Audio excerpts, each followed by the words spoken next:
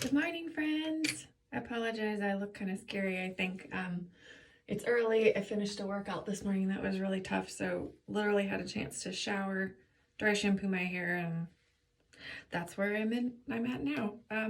I'm going to take you from nothing to a quick full face, and it's not going to be lashes, strip lashes today. It's going to be actual mascara because I have a massage appointment tonight and I don't want to smash my face, and I always end up doing that. So hopefully the lighting is okay. I'm trying something a little bit different, so let me know if you're liking these videos and if they're helpful and what I can do differently for you. So I'm going to try and go pretty quick and tell you what I'm doing at the same time, because I always say I can do my face in 10 to 15 minutes, and I'm trying to make sure that that's a true statement. So and it always takes me longer when I talk, so I'm going to try. So what I did is, when I was in the shower, I washed my face with cleanser. Remember, a bar of soap is not sufficient cleanser because that's going to actually dry your skin out. And as you age, I'm noticing that more now, as you age, your skin needs more moisture to replenish itself. So the skin cells look plumper because you naturally lose that tone and the hydration in your cells as you age. Ugh. So, cleansed my face, and I use the Timewise foaming cleanser. It's designed for advanced signs of aging, which sounds a little bad, but I've got some deeper wrinkles, and I've actually been using that product for probably the last 8 or maybe 10 years now. So I started using it in my early 30s. Then I'm using the clinical strength retinol serums. Again, just giving my face every advantage to looking younger, looking more plump, rejecting those wrinkles. So that all happened. Finished it with moisturizer with a little bit of sunscreen. The first product that you saw me put on with my fingertips, and I do use that one with my fingertips, is foundation primer. It's got a little bit of sunscreen in it to protect my skin from the elements, so that way it doesn't age faster. Now I'm using our matte 3D foundation.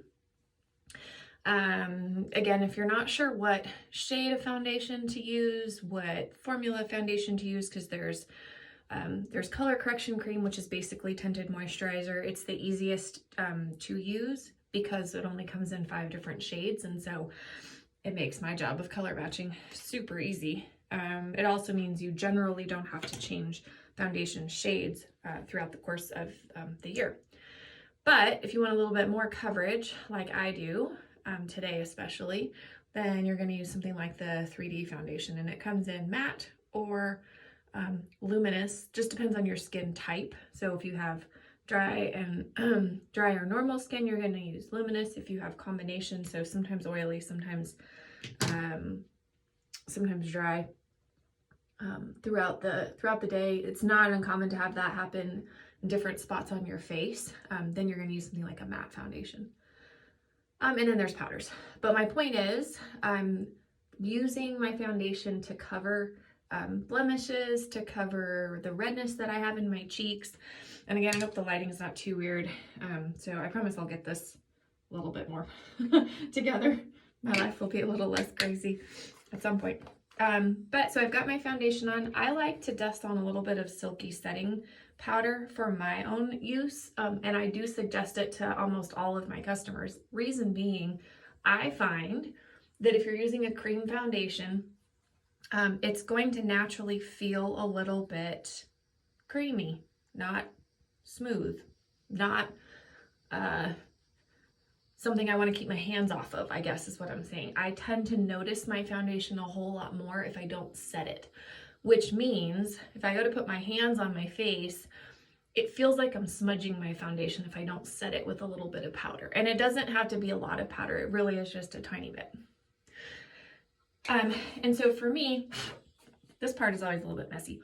I'm not that coordinated, but you'll probably be, oh, and then it got all stuff over here, but it's fine. Okay, so I actually have to use 2 different shades of foundation at this time of the year. It's early spring, and so I'm in that not quite winter Casper, but I don't have really any tan going on because I haven't spent a ton of time outside soaking up vitamin D. But, so it's not uncommon to actually have to use 2 different shades, whether you're doing what I'm doing, which is mixing my shades of foundation throughout the year. I'm doing a little bit of light, a deep ivory, and then a light beige to provide just the colors that I need. So I've got my face on.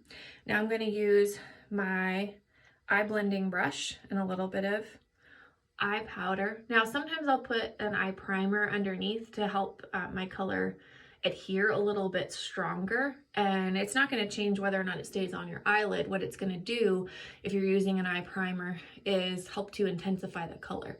So if I'm getting ready for date night or something, I'll put a little bit of eye primer on, so that way this is a little bit more of a dramatic look. My everyday look, no, I tend not to do this unless I just feel like a little bit extra pop. Okay. And this is part of my very favorite neutral palette.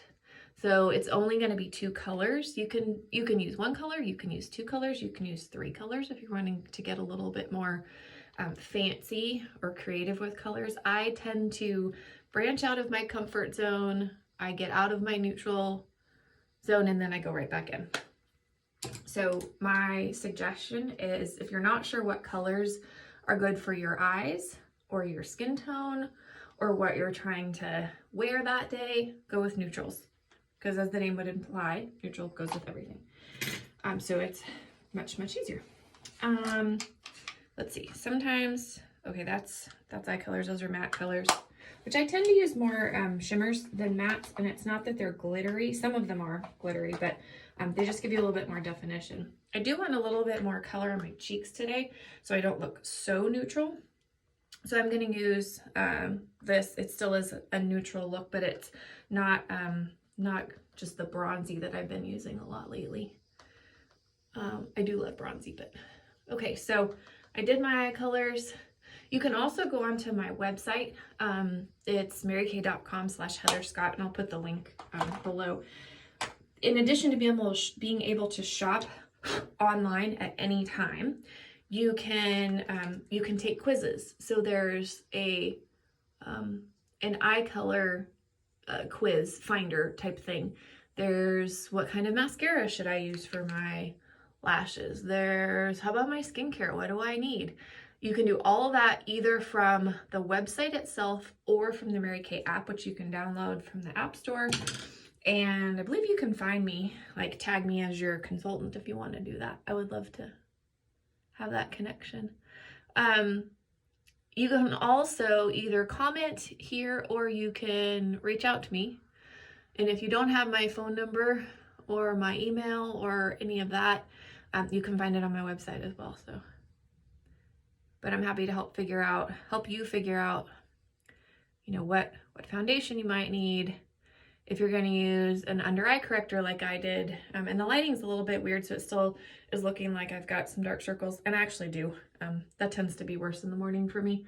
But I use an under eye corrector, not a concealer for that. Concealer I'd use if I've got like an acne spot or something.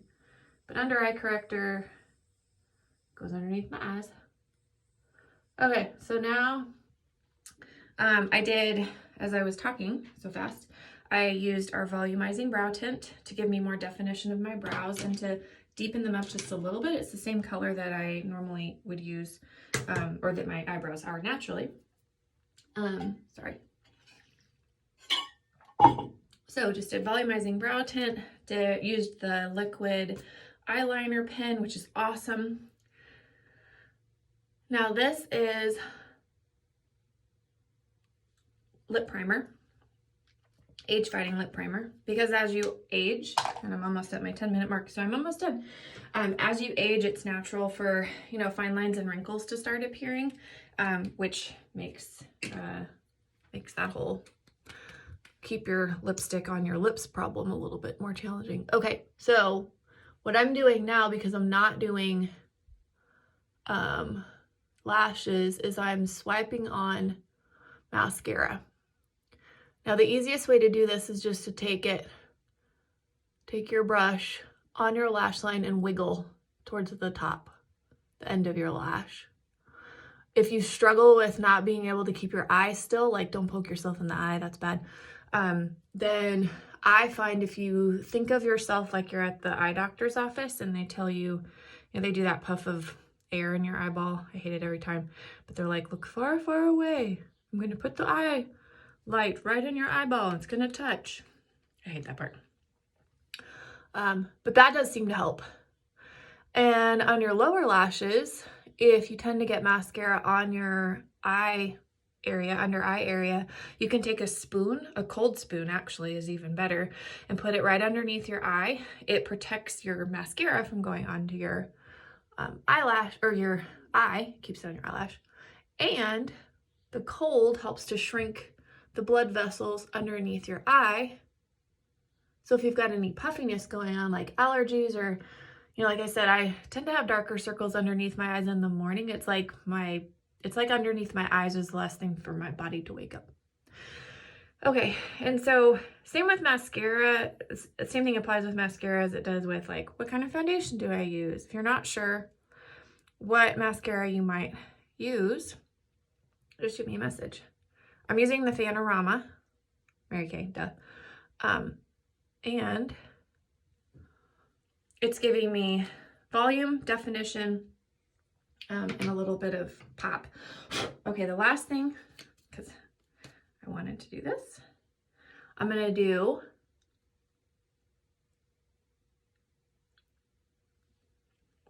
just a little bit of lipstick, and that's the Better Than Bare. I think that's what it's called. Yep, Better Than Bare moisturizing.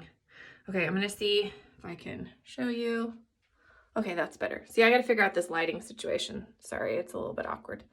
But I've got my color on 12 minutes, so I almost beat my 10-minute promise, or made my 10-minute promise to you. I will do that one of these times. I just have to get better about being able to talk and do something at the same time. Multitasking is rough for me, so.